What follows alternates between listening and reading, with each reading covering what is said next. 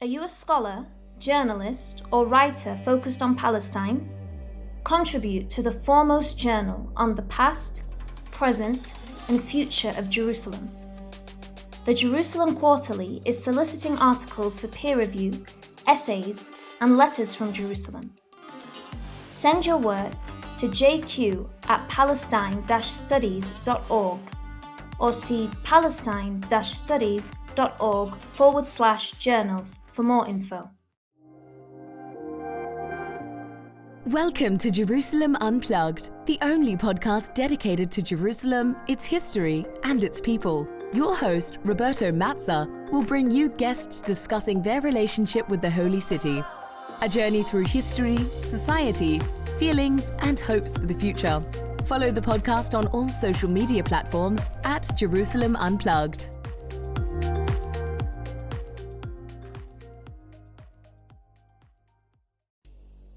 Welcome to Jerusalem Unplugged, the podcast dedicated to Jerusalem, its history and its people. I'm your host, Roberto Mazza, and today it's with great pleasure that for an almost live event, in fact we're recording together, my guest is Mahmoud Muna. Mahmoud was born in Jerusalem, went to school in the refugee camp of Shufat, and you can safely say that he is the bookseller of Jerusalem. In fact, if you walk around Jerusalem, that is the place where you're going to go and buy your books, particularly in English language. But Mahmoud is also an activist, and I can safely say that he's a key figure in East Jerusalem today. Now, Mahmoud and the Educational Bookshop in Jerusalem are, as I said, an institution. The bookstore was opened by his father in the 1980s.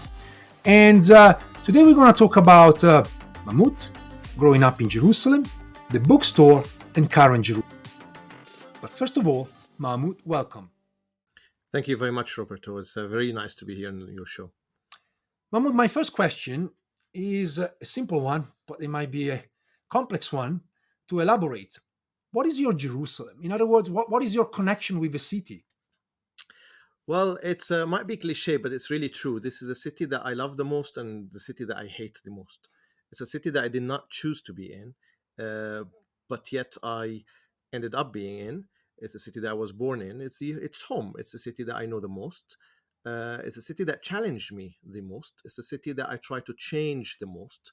It's a city that I am addicted to in the most way as well. I have had a chance to live somewhere else abroad during my university studies, yet I actually chosen to come back. Whether that's a kind of I knew that I'm making that choice, or was that automatic choice? I don't know. And I think that's the part of the complication of my relationship with the city. But really, Jerusalem is a city full of contradictions. And therefore, in any attempt to try to define our relationship with the city, going to fail, because it has to be a relationship that defined along that kind of contradictions. And we just have to accept that. Many guests from Jerusalem talked about their experience of growing in Jerusalem, depending whether they were born in the old city or outside the old city, whether they were born before 1967 or after 1967. So I was wondering, can you tell us a little bit more about growing up in Jerusalem? Yes, I grew up I was born in the 80s, early 80s. I grew up in Jerusalem, particularly in Musrara, in the east side of the Musrara, on the Palestinian side of the city, before the road and the tram was being built. So actually exactly on the seam, so to speak, on the no man's land. And my recollection from the past is crossing to the other side of Jerusalem and buy the ice cream from the Jewish shop, because that's because of like the different ice cream, the European ice cream at that time in the 80s. It was kind of just before the Intifada, or around the first year of the Intifada, when I started to grow up. And then, of course, schooling in Jerusalem. I attended a local school in the city center of Jerusalem in the beginning years of the first Intifada. At that time, my dad was teaching in Shafat refugee camp in the Honorwa school, and he was teaching the very early hours of the morning at a boys' school, because then the school will become a girls' school later on. But I would go with him to the refugee camp, and again, that's the weirdness of this. I'm not a refugee; I'm actually from the city center of Jerusalem. Yet I will make every day this trip into the camp, and people trying to leave the camp, I go there to school. I mean, there's another contradiction of my life. And I spent all my schooling years in that school. all my friends, the daily life of the camp, I kind of adapted to it. Yet I had the privilege of leaving the camp in the afternoon, and come back to my kind of safety net in Musrara. But I actually connected to the story of the refugees, and I think that kind of formed also part of my understanding of Israel Palestine, the Palestinian story, and my purpose in life as well. Um, um, I know most about the Palestinian story from knowing the most of the Palestinian refugees and the story of the Palestinian refugees. And of course, the camp continued to stay with us now, and we know how that developed in the recent days even. Yet the Palestinian problem is getting from worse to worse, and I got my education in the camp. Outside the camp, I kind of took advantage of all these privilege that a human being does in life. Yet I hope that at one day my work will contribute to the ending of the misery of the refugee camp in the most simple way I can. So let's move to talk about your work. Now, we're sitting here in the bookstore of the American Colony Hotel, even though the main store is on not far away from here, is the Educational Bookshop. Now, as I mentioned earlier, the bookstore was basically established by your father in the 1980s. Why and how did your father open the bookstore? Well, he was doing this morning shifts, and at exactly 12:30 every day, the school will change. We have new headmaster, new teachers, new students, and it will become a girls' school. And he had all this time to do in his afternoon. He will come back home, and he was an avid reader, and he wanted to do something useful. And probably my mom also pushed him out of the house and asked him to do something useful. And when you are being told to do something useful, you know what you do. You start a bookstore. And it must have been also a continuation of his mission. He was educating in the morning, and he wanted to continue his mission of education, hence the name also the Educational Bookshop. So he started the bookshop, and it was a kind of an afternoon activity where he can read books, sell books, but also office supplies, because maktabe in Arabic is everything to do with writing, the books, but also the stationery and the office supplies. So he was doing that in the afternoon, and gradually my brothers finished their studies, and my parents had a big family, 6 boys and one sister or one daughter. So every one of us, I'm the youngest, so everyone eventually kind of graduated and came to help my dad in the bookshop, and then the bookshop became kind of the family bookshop. But yeah, for him it was just making good use of his time in an afternoon, before social media, I guess, and before internet, and before we learned how to waste our time. At that time, was trying to make good of user time, and he started a bookshop. How hard was it for your father to actually open the bookstore? I mean, I'm curious about the challenges because obviously the bookshop is mostly selling books in English, and is also located in East Jerusalem, in a central street of East Jerusalem, which is Saladin Road, um, and often the very center of I don't even know how to call it, scuffles between Israeli authorities and local Palestinians. And so just to open an educational center there, how hard has been basically? Right. I mean, the location is cannot be ideal or cannot be worse. It's between Harrods Gate and Damascus Gate. It's few meters away from the Orient House in the old days, in in the 80s, which has played an important role, and it's also a few meters away from the National Hotel, which is at that time used also to be the hub for internationals and Palestinian nationalists and so on. So the street was always, and it's the main street. So also, if you want to put a public display of Palestinian nationalism, if you want to do strikes, if you want to do marches, if you want to do kind of talk kind of rallies or anything, it has to be in Salahuddin. So the bookshop has kind of witnessed all of this. In the early days of the bookshop, it wasn't actually, so to speak, expensive to open the bookstore. I mean, when I talked to my dad, he was like, yeah, it's okay. I was just opening in the afternoon and just selling a few things, and it was okay. It was cheap to run the business, if you see what I mean. It's only in the 90s when of course, things became more expensive, rent becomes more expensive, and running a shop in the business terms become more expensive. And I think that's when my elder brother Imad kind of took over, and he started to deal with this as a serious business to kind of make sure that the books tally in the end of the month. But at that time, it was also when shops were closing every Monday and every Thursday for a strike. The first Intifada, that was all every Monday and Thursday is a strike, and during the week you're only opening until 1 o'clock in the noon. So it was actually a very difficult time to maneuver and very difficult time to handle a business. And it's needed flexibility, it's needed energy. You only have a few hours during the day to actually do business and to do your supply chains and to bring and deliver goods and so on. But that's Jerusalem. It's God zip code 00. It's there must be some divine intervention that helps also people who are trying to do good things and push them along the way. I'm curious, how did the bookstore be, become a hub, particularly for internationals? I mean, my recollections of the bookstore goes back to the early 2000s. And in the past 20 years, basically, I always seen sometimes familiar faces of people coming and going, but very much, foreigners, and not necessarily that they're staying in the area of East Jerusalem. So they're obviously coming because they have a purpose to visit the store. So I was wondering, how did it then, become such a hub? Right. I mean, the very few years until early 90s, the bookstore was mostly Arabic books and office supplies and writing materials. It's from the early 90s, late 80s, when we started to see many journalists coming back and humanitarian workers and dignitaries or international figures to come and kind of want to engage in the Palestine-Israel story, if you like. They were started to see the need for literature on Palestine written by Palestinians or from the perspective of the Palestinian point of view. So only then that we started to kind of collect actually reports from the organizations that existed at that time, and there was not many of them. They were producing reports, statistics. I recall GMCC, of course, PASIA, and so on, and others, and that's kind of how we made it. And then eventually, the big jump for us, or kind of turning point, was Edward Said's book on 1994 on Oslo. That's the book that was kind of, everyone wanted to read it. There was an euphoria of peace, yet Edward Said is spoiling the party and saying this is not a good agreement. So everyone wanted to read the book in Arabic and in English, was translated into Arabic. And that's when we started to actually import books in English. And then we imported the rest of Edward Said books. And then, of course, the new wave of new revisionist Israeli historians, and then more Palestinian fictions. And then I think this is the time, early 90s, mid 90s, when Palestinian narrative was legitimate enough for international publishers to start to publish books that's kind of take a different line than the official Israeli narrative or the standard conversation on Israel-Palestine.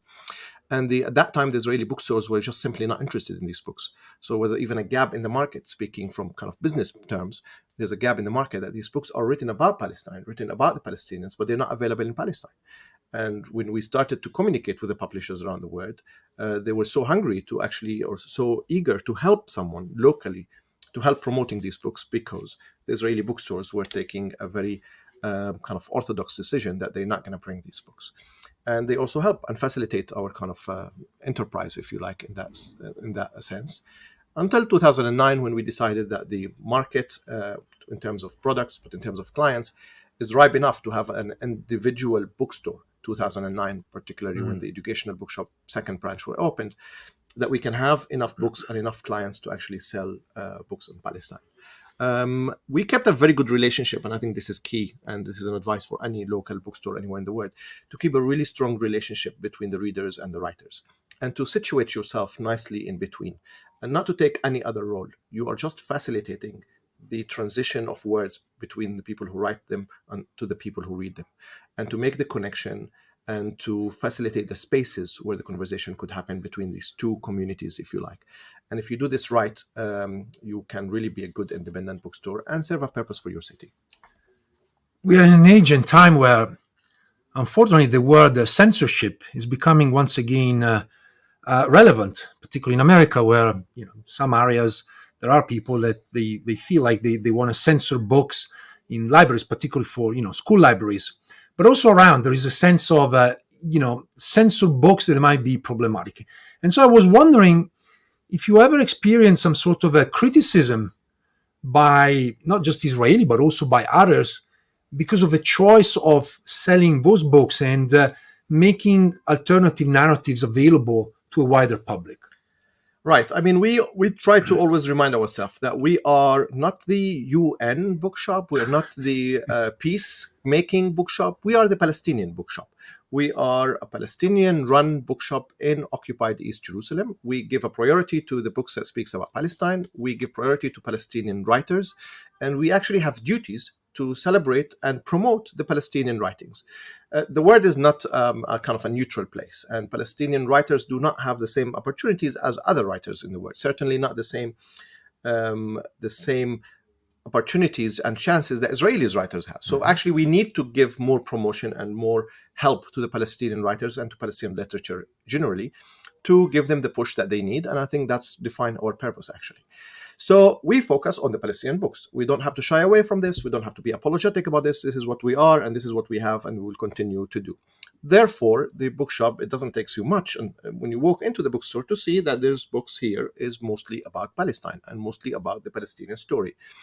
There's another 600, 700 bookstores in Israel that sells books about the Israeli story. So one bookstore in East Jerusalem can afford to just sell books about on the Palestinian point of view. But we also can, and we do have books that's also interesting, that maybe does not collude exactly with my opinion 100%. And I think we have a space for these books.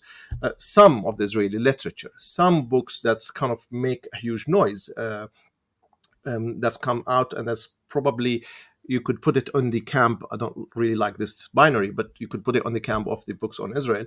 But I think it's interesting, it's intriguing, it's provocative, and I think there is a space for it in the bookshop. But the main focus, the main items that we have is books on Palestine. Now, this is an independent bookshop. Actually, we are 6 brothers and 1 sister, and we have dinner every couple of nights together, and this is how we make our decisions. I like the book, I'll bring it. I don't like the book, I don't bring it. It's my bookshop, it's my choice in the end of the day. It's a bit like my own curating bookshop. So there is no kind of pre-written rules about which books I should have and I should not have. And I hope we're making good choice and a good decision all the time. I do get lots of criticism, of course, that the bookshop is kind of leaning towards the Palestinian narrative, and that's someone's criticism. For me, it's okay, thank you, but that's actually the intention. I do get some criticism sometimes from the kind of the Palestinians that, why you are bringing, I don't know, why is Amos Oz or David Grossman's books are there? I like, this is part of Israeli literature that we can't really ignore. We have to know about it as well. And we have space for it. I mean, I'm not going to have a whole display for Amos Oz in the bookshop. I will have that for Rajesh Hadi or for Elias Khouri or for Susanna Bulhawa, or I don't know, for a Palestinian writer. But there's no harm in having also Israeli literature on the shelf. So it's not really an official policy, but it is more of our DNA and what our heart is leaning to which way at what time. And that's how we're making a selection of books. There's books that I will not have in the bookshop. I mean, for example, we mentioned Edward Said, Mahmoud Darwish, these Ghassan Kanafani, these important books that really are defining the core identity of Palestinian literature or Palestinian non-fiction work is important for the bookstore. Even if the book is, 70 years old, it's still, George Antonius, for example. It has to be in the bookshop. It sells, it doesn't sell. We sell 1 copy every 6 years. I don't care. This is a reference bookshop as well, that it has to have the main important work on Palestine. And I think that's also make the bookshop seen as a place that you have to go also to educate yourself about what has been written on Palestine.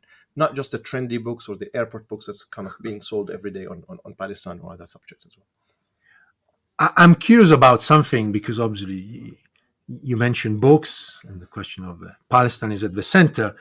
Now, the book opened in the 80s, and you talked about the first Intifada.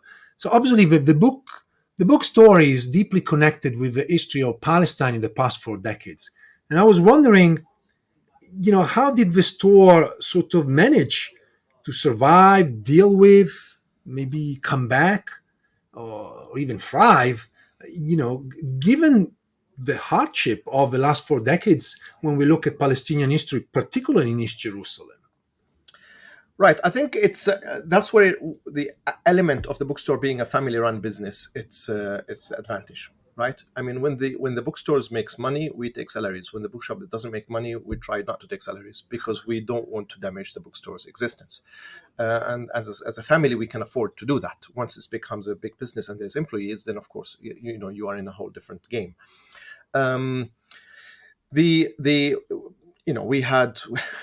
We survived 2 intifadas, 1 pandemic, and 1 peace process.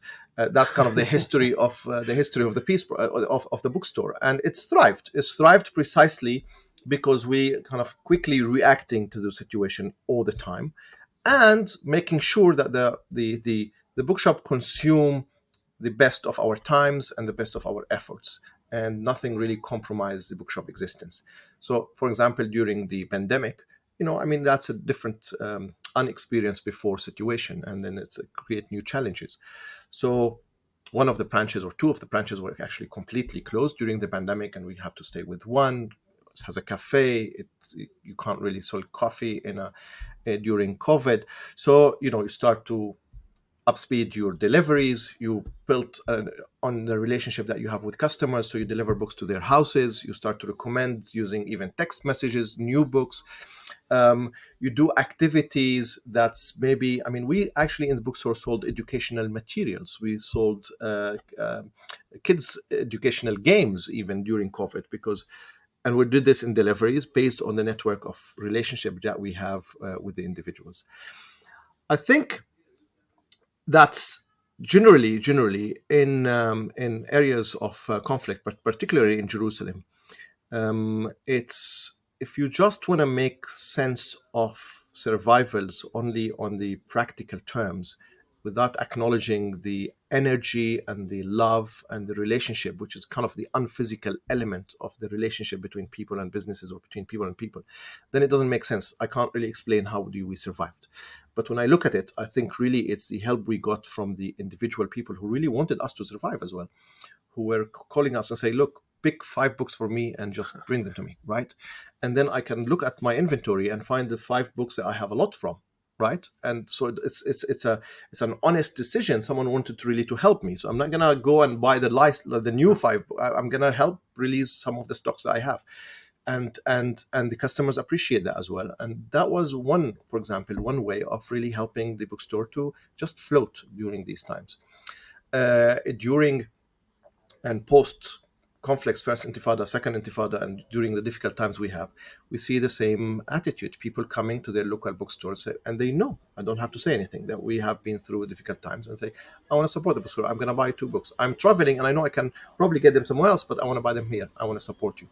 We start to see also authors who wanted to give the bookstore the honor and the chance to launch their books from Jerusalem, and to also give us the biggest sales, if you like, at the beginning. When the book comes out, that's the most number of copies you could sell.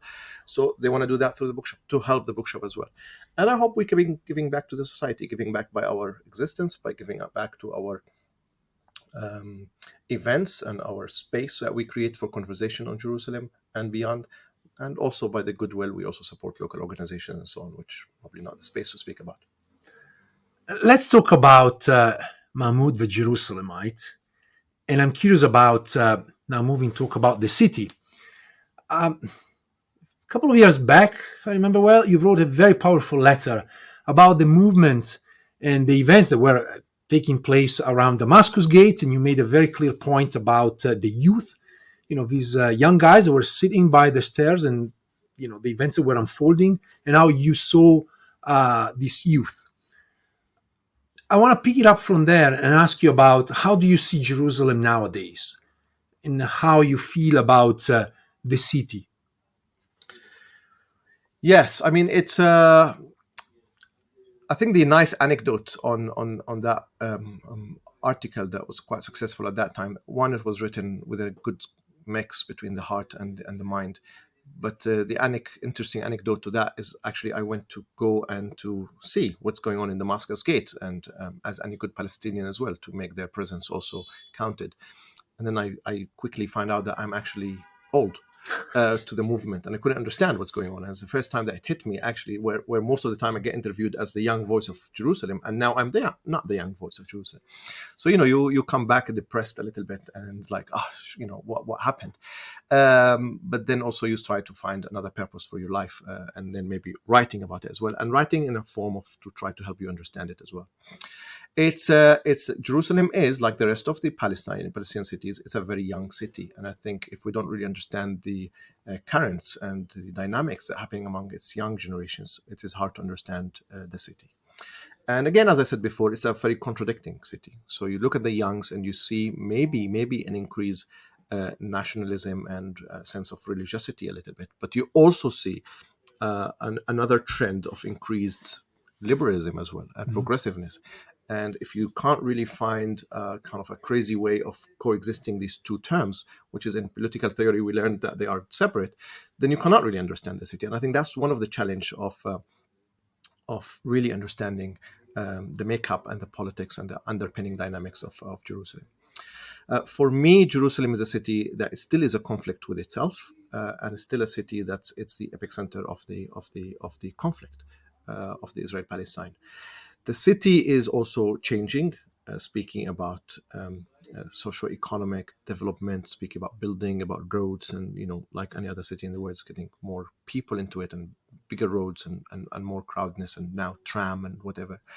But it still is a very ancient city as well. You walk in Jerusalem, old city, and you touch these walls that has been there for thousands of years. In fact, I often, when I wanted to find my time of sanity on a Friday afternoon, I go and try to walk in the old city of Jerusalem and to talk to the stones of Jerusalem and to imagine if the stones in Jerusalem can actually tell us something, what they will be telling us. I do that only on Friday afternoon, and I advise people to actually do it on Friday afternoon because this is a time when the city is very quiet. Everyone have done his praying for the day, and they're around probably tables eating and chatting. And this is a time to start to see the architect of the city, to start to see the stones, to see the lights, to see how the city is being built, and so on.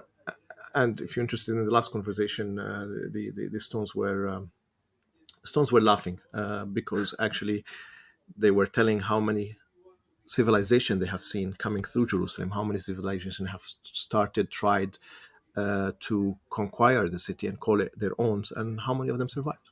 None, in fact, and all passed along and ended, and just one more coming in now to try to claim the city is theirs. So the city is a very it's in pain in the same time as well. Now, in terms of Israeli-Palestinian relationship, the city again reminding us of this tough relationship and the non-working relationship. It's reminding us of the occupation, the difficult side of the occupation. It also every now and then it also shows us or displays to us an element of resistance, whether we like it, our preferred method, our not preferred method. Nevertheless, it shows us that people are not happy and people are trying to revolt or to change or to at least protest, regardless if we agree with their terms or not. But that's also in the city. And in terms of Palestinians-Israeli relationship, I think the city is probably also giving us a hint of the future as well. What's going to happen in Jerusalem, it will eventually means what's going to happen in Palestine. If we decide that we wanted to share Jerusalem, then we ultimately saying we're going to share the country. And if we ultimately saying we're going to divide the city of Jerusalem, then that also means we're going to divide the country. And I think this is a good framework for people on how they see the future of the country. If they're ready to divide Jerusalem, then they should be ready to divide the country. If they think the city is undividable and this is one city and it has to be one city, then actually the one country as well. It has to be one country. Jerusalem is the center of the Palestinian national movement. Jerusalem is the center of the Israeli national movement. There is no Palestine without Jerusalem, and there is no Israel without Jerusalem in the same way.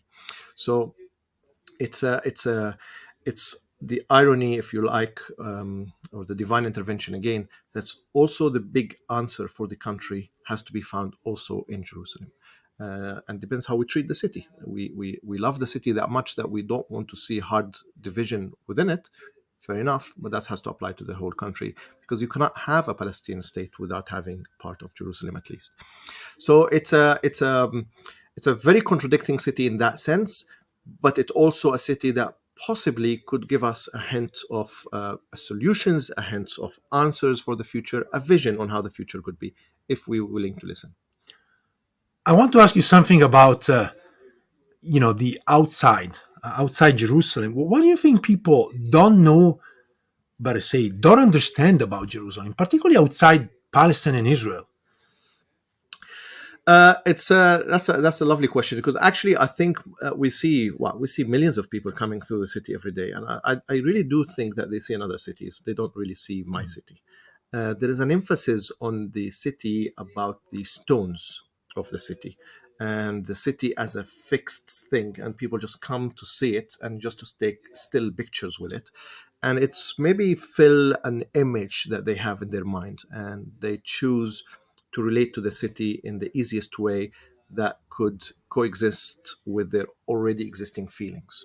So if they're religious, they want to go and see the religious kind of aspect of the city, and then they get happy because it answers their need, and then they see the city as a holy city, and that's it. If someone comes with the kind of just the history but not the religion, again they see a very old city, and they look at the architect and they analyze it, and they look at the stone colors and so on, and then again it's nicely give them answers to their imagination of, if you like, or knowledge about how is a historical old city. But no one give interest about the people, which is really is very painful to me.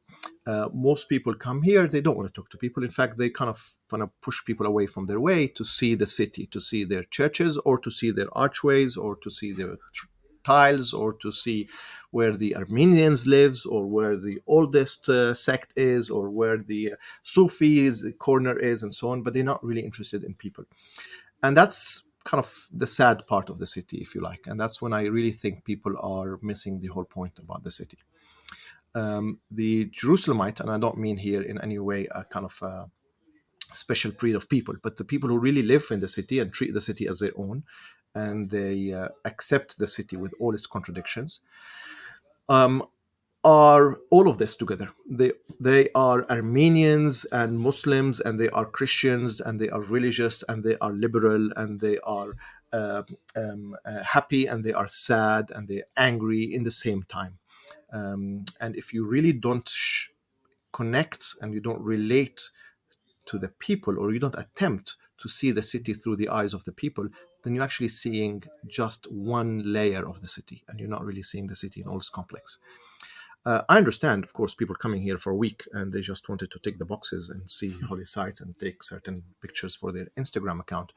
But I really hoping that at one point we can develop a concept in Jerusalem that the tourism is also include some sort of interaction with the people who live in the city. Then whoever the visitor is can come and get a taste of the true Jerusalem, or this multi-layer soup of different aspects of the city of Jerusalem. It still is, again, the zip code for 00 for God. All the messages comes here in the center. Here's where everything starts, and here where everything ends. But it's also a normal city where people try to do normal things, and these old city walls are, they are ancient walls as well. But this is the walls when I'm tired at night or in the afternoon, I just sit there and lay my back at, and maybe I just have a nap or something. It's the normal city that we deal with. But I'm particularly saddened sometimes when people ignore tourist visitors, ignore the living stones, often we call them, or the actually people who make the city what it is, and not really stuck with the feelings that they get with the actual physical stones of Jerusalem. You made me think that also tourists go around and obviously they experience shawarma and falafel and a few other things. And it's probably the end of their experience and direct contact with maybe some shopkeepers at most. Many guests of the podcast mentioned, walking around Jerusalem, there are invisible borders. Whether it's the green line, which now is basically marked by the tram line, whether it's the invisible borders of certain neighborhoods, Mea Shearim and others. And I was wondering if you have the same experience of walking around the city and crossing those borders, and how do you relate to these invisible lines? Yeah, I mean, they are more than one line as well, and it's more than one side of the city. We like to often misunderstood the city as three cities, as Arab city, Israeli city, and even the Israeli city get divided into an Orthodox city and not an. Uh, I think there's more than that. I think, first of all, each one who live in the city has his own path. I mean, this is something also people don't really understand. Each one who live in some place and work in another place, generally we do these 2-3 roads between home and work, or between whatever it is, schools or whatever, and that's it. We don't. So in a way, we created our own kind of light line, and then that's how we move on, and we don't really interact with the rest of the city, if you like. And you really feel that if you if you kind of break that pattern, and if you go to certain areas, you start to see the same people, although it's a big city. But there's a certain people who will walk Khan Zayt, or there's few people who will come from Lionsgate in the morning, and there's few people who will use Jaffa Gate and so on. That's the so the borders are individuals, are not community borders. And that's what I'm trying to emphasize. I don't really think, I disagree with the fact that, there's the Arab city and there's the Israeli city, and the Arabs don't go to the Israeli city and the Israelis don't go to the Arab city as well. That's not true, actually. I think many Arabs, of course, many Palestinians work for necessities, bureaucracy, government institutions, whatever. People have to go to West City all the time. In fact, when they go there, they see more of West Jerusalem, if you like, than East Jerusalem, because they don't know that city and they get lost, and they tend to drive around or walk around and see more of that city. So I think the invisible borders are individual borders that have been created because of patterns of life of individual people, rather than by political divisions. In fact, we also misunderstood something really important about modern Jerusalem. We think of this East-West division as a geographical term. I don't know. I mean, most people see, of course, the city in a four quarters, but they also see East and West Jerusalem as some sort of medical tablets, and has a line in the middle, and there's a right of it and there's a left of it. But east of Jerusalem is West Jerusalem. North of East Jerusalem is actually West Jerusalem. Basically, East Jerusalem is where Palestinians live. I'm not speaking about political definition. I'm not speaking about international law. I'm speaking about how the city is being residented, or how being lived. Anywhere where the Palestinians are, that's East Jerusalem. But now there's Israeli settlements on the east of Jerusalem, and that's where the Israelis live. So actually, east of Jerusalem is West Jerusalem, and north of East Jerusalem is also West Jerusalem. Talking about borders, I have a question about a place that I always found fascinating and complex at the same time, Mamilla, which is this area of interaction of Jerusalem, right? So you have basically Israeli businesses, lots of Palestinian workers, and more you get to see Palestinian youth walking around, right? And some find that problematic in many ways. Some see that as a security concern, right? People are a little bit afraid to see maybe young Arabs going around. Others, they found it problematic from maybe the other perspective. Well, you shouldn't be there because you're betraying the national movement, or so forth. And yet that really speaks about the fact that, as you said, we have personal borders, but then people move, right? And so I'm curious about your experience of being in East Jerusalem. How often do you see non-Arabs, non-international, so mostly Israelis, coming in and experiencing East Jerusalem? And how do you think they actually feel about it? Is there still a sense of fear? I know it's your point of view, but it's something that was I found very interesting, the fact that the others are not making the effort to come and see.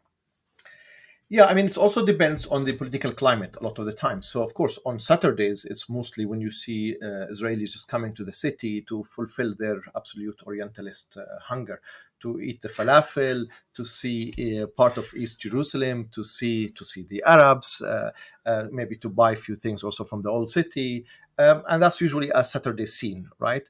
And it's, of course, that also dictated by the political climate. If at that time things are ease and the Israelis feel like they can come and they can speak Hebrew. And you can also be delusional a little bit, because you can go in the old city and see the Israelis and they're buying from Arab shopkeepers, Palestinians, and there's a nice conversation going on, and you can pretend that's, looks like it is working. It's just like another delusional scene. If you go actually to West Jerusalem at 8 o'clock in the morning, you see all Palestinians coming to West Jerusalem, and they may be buying their coffee or they're going to their workplace.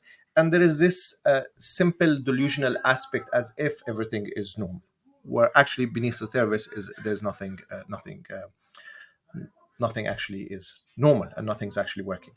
Now, it's also, there's few spots where the Israelis would like to go in East Jerusalem. That's again another part of the individual, if you like, borders that many Israelis have created. So the Orthodox Israelis, they go to pray in the old city and to access Al-Haram al-Sharif, perhaps, or to go to the Wailing Wall.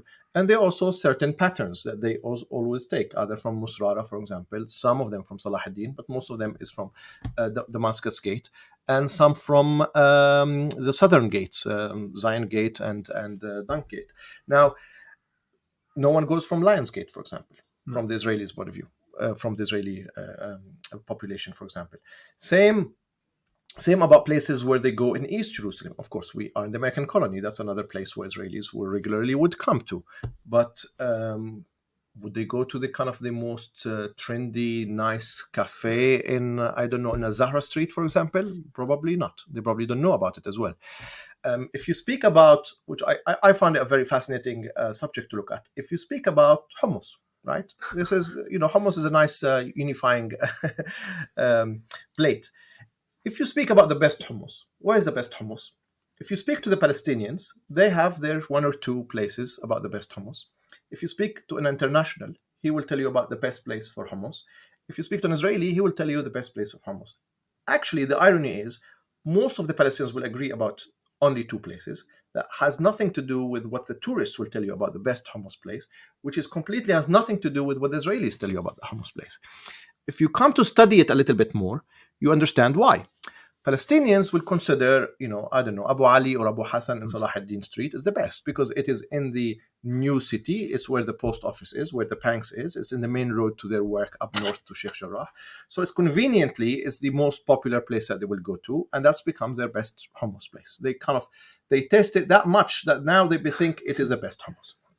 If you speak about tourists, they all go into the old city, into Al-Wad Street, and that's where Abu Shukri is. Abu Shukri ended up being in the kind of tour books as being one of the hummus good places. So most of the tourists don't know anything about hummus except for Abu Shukri.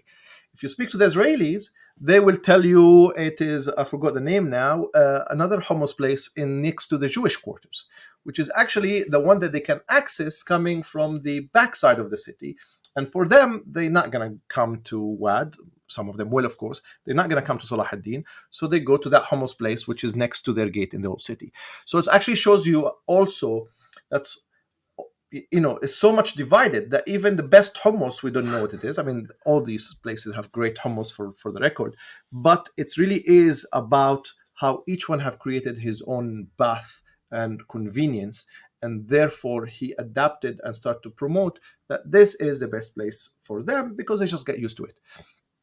And if you look at other things as well, the best cafe, the best coffee, the best shopping place, if you look at all of the best, greenery or flower shop or whatever it is, it's the same. Each one see his own thing. And each one conveniently access that place because he get used to the place and the road and the parking and the ambiance and so on. And then in the end, we have three great places for hummus. Which I tried most of them, not all of them. So yeah, I guess it's hard to say which one is the best, right? Right. It's they're all great places.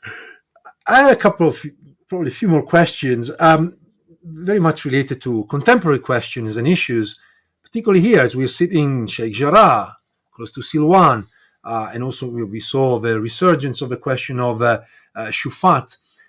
And so I was wondering, your ideas, your thoughts, your feelings about the past events of the past few years, but also the ongoing events in these neighborhoods. And so I was wondering, from your knowledge and experience of knowing so deeply all of the area, how you see the events. I'm not asking you to, look at the crystal ball and see what the future may bring, but just to get a sense of the trajectories, who are the players and how they are moving in the current situation. Yeah, I don't think it takes a political scientist to see where things are going, to be quite honest with you. I think it's increasingly the state of Israel is putting its authority and its power and its money and its resources in the entirety of the city. We can see a nice spike of these activities after Trump moved the embassy to the American embassy to Jerusalem. So there was some sort of a ethical or moral kind of a green line that was given to the Israelis by the Americans. And the Israelis are taking the chance, so they're taking the opportunity, of course. Also, in in a time when there is a weak international position on Jerusalem in particularly. So Israel is more and more and more expanding, if you like, in East Jerusalem, or what we want to kind of call East Jerusalem. And the Palestinians are trying to use whatever they can to stop that. I don't think we are stopping that, but I think we are maybe delaying it. We may be making the Israeli progress slower. Where does that lead us? It leads us into a situation where I think is Israel going to eventually take over the city in the kind of soft sense of the word. I mean, it has taken over the city in the military sense of the word for a long time ago. But if we're speaking about education, if we speak about infrastructure, if you speak about even language, public spaces, and so on, I think we're going to see more and more Israel taking over the city. But then what? This is a city that 40%, 45% of its population are Palestinians, not citizen of the state of Israel. Mm-hmm. They kind of remained as residents, but not citizen. They have no political rights. Yes, they have civil rights, but they don't have political rights. And if Israel is claiming the whole city, then it's, I don't know if it is forgetting or it's trying to ignore the fact that they have to have a solution for the people as well. Okay, I mean, that's not my ideal situation, but Israel is practically taking over the city, and the people are going to come and be part of the city. They're not just going to leave to the moon. Then you're going to have a problem, which is already obvious, of course, for people who want to look at it, but it's going to get more and more obvious, where in this united, undivided, eternal capital of the Jewish people, 50% of those people who live in that capital have no political rights. This is Jerusalem. This is not in the desert, or it's not in the mountain, and it's not in an island somewhere off the shores of Tel Aviv. This is the capital of this self-declared Jewish state. So if there is no democratic rights, there's no political representation for 50%, 45% of the people who live in the capital of that city, then to what extent you can argue Israel being a democratic state as well? And also, how you're going to deal with that city without political representation for these people. You're going to keep them in slums. You're going to keep them on the different economic status. You're going to keep them into kind of ghettos with checkpoints or small neighborhood roads that they can leave. You can do that for 1, 2, 5, 10, 20, 30 years, but you can't leave it forever. And here where I think what we're going to see, and we started to see this already, is we started to see a process of penetration, and I really want to use the word penetration, not integration and not assimilation, a process of a penetration from East Jerusalemites into West Jerusalem. What does that mean in practical means? It means that there are more Palestinians who are learning Hebrew. There are more people who are studying in Israeli academia or Israeli academic institutions. There are more Palestinians who are working in governmental, but more so in the private sector in Israeli institutions. There are certainly more female Palestinians in the public domain in the Israeli side of the city. And all of these people, and again, go back to this analogy, if you're having your coffee in a cafe place in Jaffa Street and you see these waves of Palestinians going every day in the city, you might get delusional that things are working. But no, these are people who are trying to find a personal way of individually helping their own self. In the absence of a solution, everyone is trying to find the individual solution. And it's, of course, if you speak Hebrew, it's better than not to speak Hebrew if you're living under an occupation that use the language against you. So if you are studying in the Hebrew University, you're going to find a better job than if you're studying in Birzeit University, for example. Now, people are not learning Hebrew to read, Epi Yeshua poetry or to enjoy Amos Oz in Hebrew. They're learning Hebrew so they can get themselves a better place into this difficult dynamics. And they are there as a strong Palestinian nationalist. They have not accepted, so to speak, Israel's presence over East Jerusalem. They're not there because they think the conflict is finished and they are integrated or they assimilated in Israel. In fact, there is no invitation even from West Jerusalem or from the Israelis to actually ask the Palestinians to integrate or to assimilate. So the Palestinians are getting inside West Jerusalem practically to change the system from within, individually to get benefit, but also ultimately collectively to change the system from within. And that's why I call it penetration. Now, this is not an orchestrated, it's not a decision that has been taken up by the political institutions or the political leaders in Jerusalem, which do not exist, by the way, as well. It's an individual decision, but when you look at it collectively, you try to see that actually everyone is doing it in a way that it sounds like a collective decision. And I think in 30, 40 years, the result of that is a situation where it's going to be very, very, very, very difficult to divide the city anymore, because it's not just now a physical kind of joining connection. It's actually the people are much more intertwined, and it's going to be very hard to intertwine that or to untangle it a little bit. And that's going to bring us to the reality that we have a one shared city. It might not be a nice shared city. People might not love each other, but they certainly are working with each other, and they are trying to make their work kind of as smooth as possible. We're still going to have a strong cultural identity that's very different and very at odds with each other. You're still going to have, I don't know, you're going to walk into a supermarket and you're going to find an Israeli worker and a Palestinian worker. The Palestinian is going to be a very strongly Palestinian, and the Israeli is going to be a very strongly Israelis, but they're working in the same supermarket. And they're trying to, let their work get unaffected by their cultural identity as much as possible.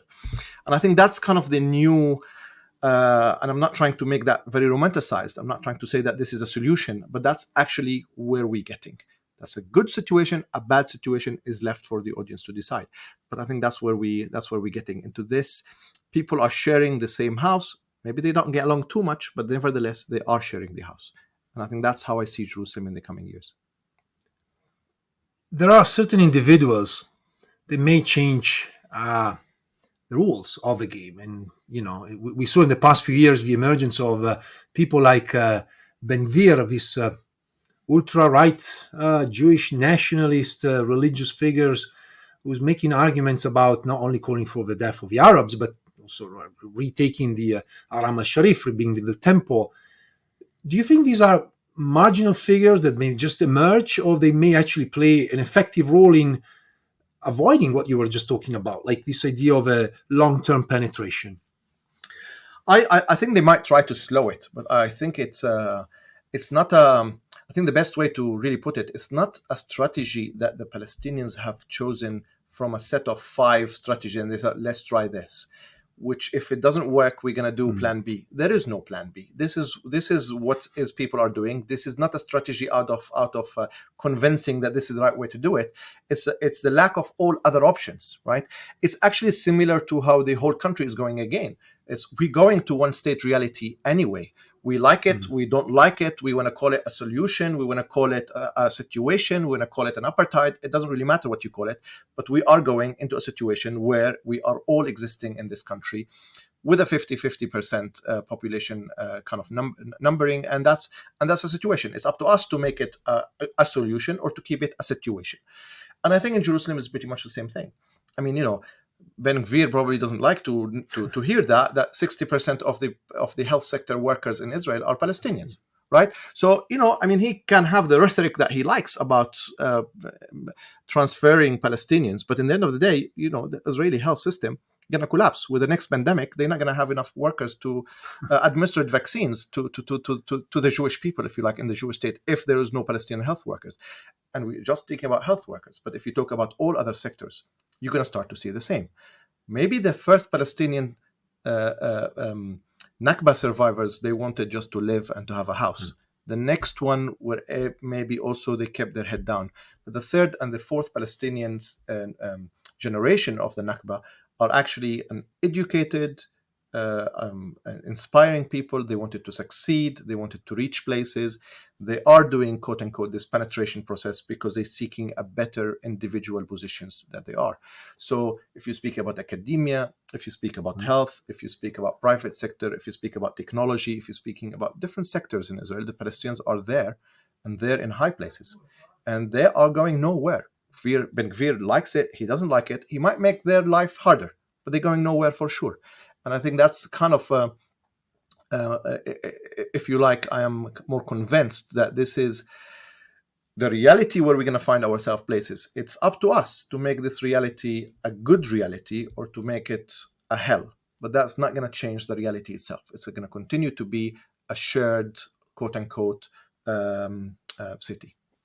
I have one last question, and maybe an open one. Is there anything that we didn't touch upon our conversation, but you feel passionate about and you just want to talk about it?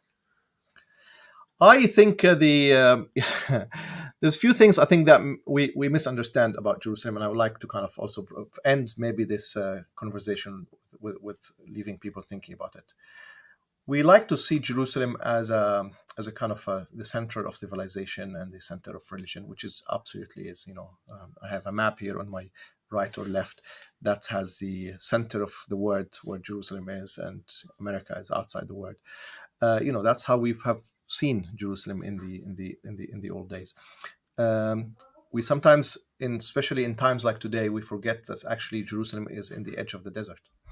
So Jerusalem is not a very green place. It's not a very fascinating kind of a landscape.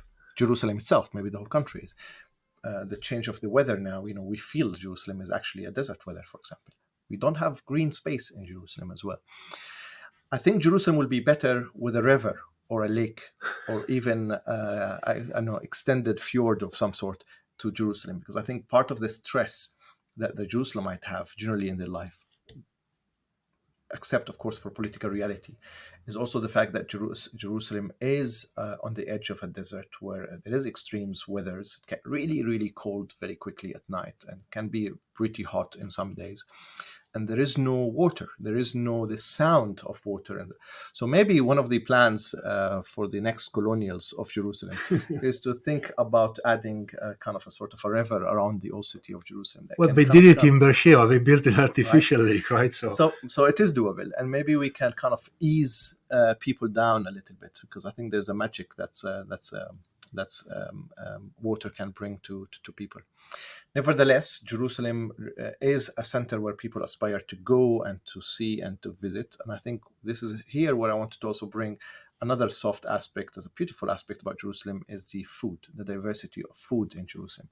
We know now there's a trend about, cooking books and restaurants and so on in Jerusalem. But I think the fact that Jerusalem has seen so many civilizations and so many people, the cultural cuisine or the cuisine of the city is actually so diverse in a way that actually can produce magic, literally. You can go to restaurants and have everything from Ottoman to Levantine to Egyptian to Bedouin to East European to Westerner kind of blend or fusion food.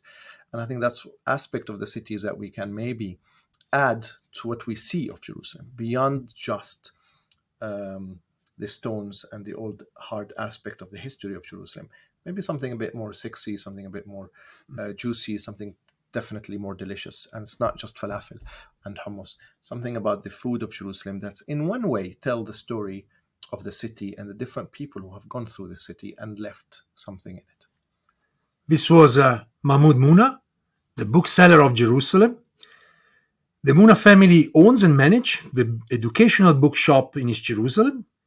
Mahmoud, thank you so much. You're most welcome. Thanks for listening. If you enjoyed this episode and you'd like to support the podcast, please share it with others on social media or leave a rating and review. To catch all the latest, follow us on Instagram, Twitter, and Facebook @Jerusalem Unplugged. Thanks, and I'll see you next time.